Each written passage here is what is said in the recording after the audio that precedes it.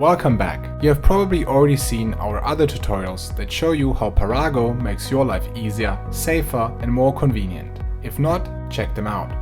Today I will show you how to use the secondary modes Eco and Max. When it's not that hot outside or you have some spare time left for cooling, use the Eco mode as it saves energy. If it has to be quick, use the Max mode to release your PG20's full cooling power.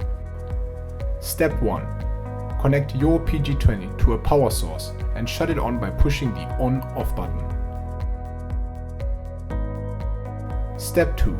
Now push the set button twice. The mode symbol starts flashing. By tapping either the plus or minus button, you can select one of the two modes, Eco or Max.